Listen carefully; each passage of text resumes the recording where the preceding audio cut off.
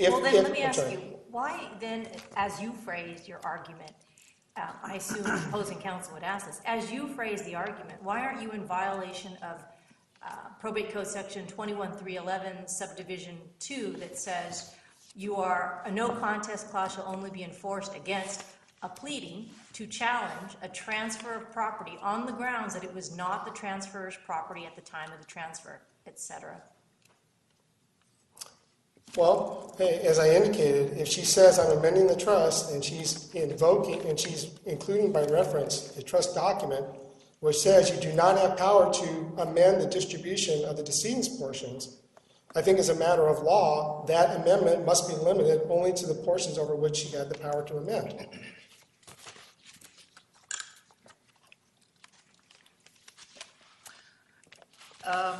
If you can help me out, is it correct to say that here we have what I would refer to as the former law and the current law? And if my memory serves me right, under the former law, that former law had the provision pertaining to a so-called safe harbor provision, right, so far? Yes. And if memory serves me correctly, it seems that under the old law, there were certain public policy creations or provisions. Under the new law, no public policy stuff. And here, the trial court, did it apply the old law because when the petition in question was filed, the new law hadn't taken effect yet? That is correct. And what is your concern or your problem with the Court of Appeal? The trial court ruled in your favor, right? Yes, it did. And the Court of Appeal disagreed with the trial court, and obviously you're here because you disagree with what the Court of Appeal did. I wonder, could you just succinctly point out to the court where the Court of Appeal went wrong, in your view? Okay. In my view, the Court of Appeal went wrong in delineating, without explanation, various challenges that we made that they said violated the no contest clause. Seeking distribution of the decedent's trust was one of them. Another one was asserting that the trustees had failed to pay or provide for the debts of the decedent so that they could not distribute the trust. And my position was in 7 or 8 years, or now almost 9 years, for these debts not to be paid or provided for is simply absurd. The trustees have been conditioning their failure to distribute on provisions for handicapped beneficiaries, of which there are none, special distributions, of which there have been none.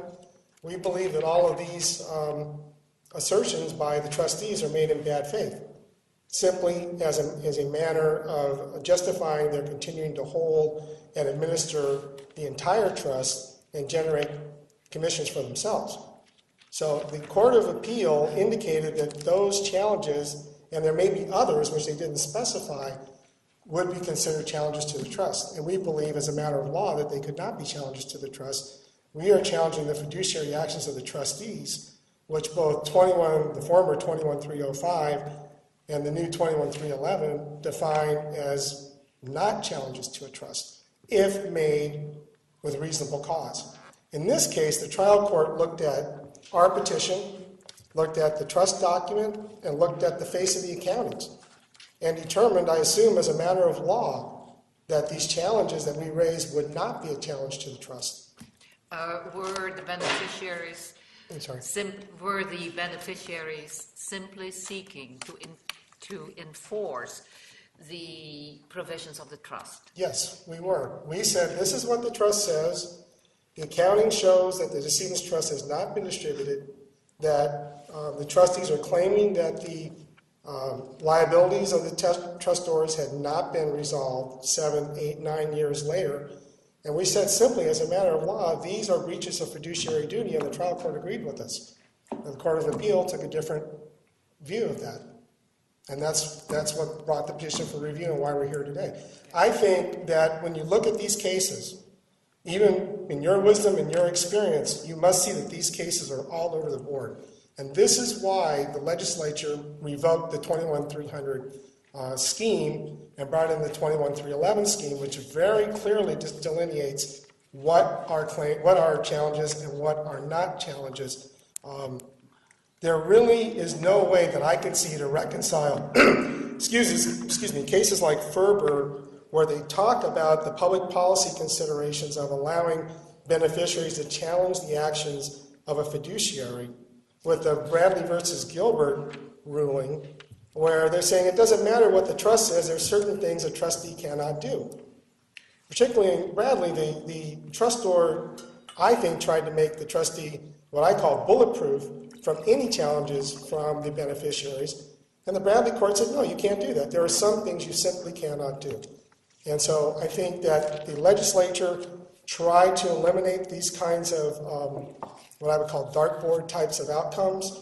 I think that the scheme envisioned that these pre-2010 claims would sort of die a natural death, because it said that claims that were brought after 2010 would be subject to the new law.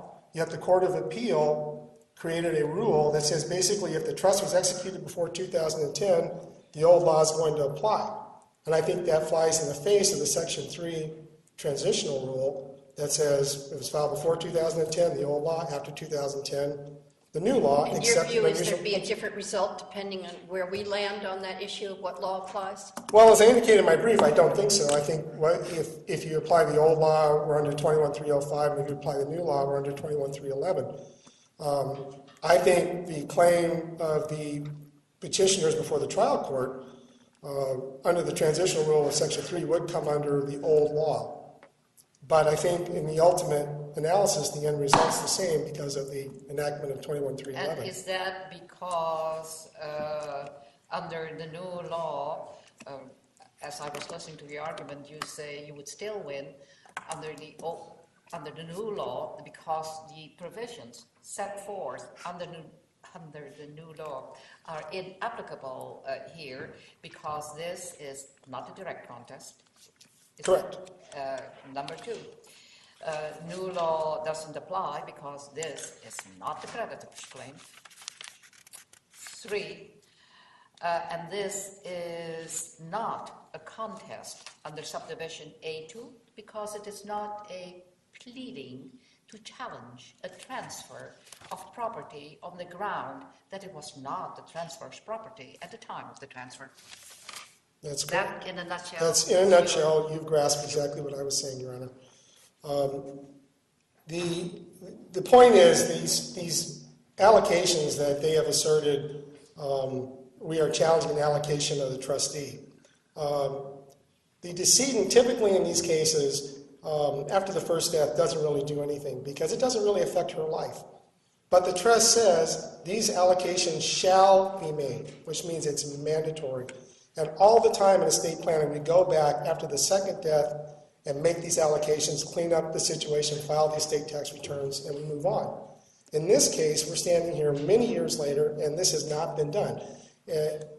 Well, in effect, they did file the 706, the estate tax return for the deceased surviving spouse.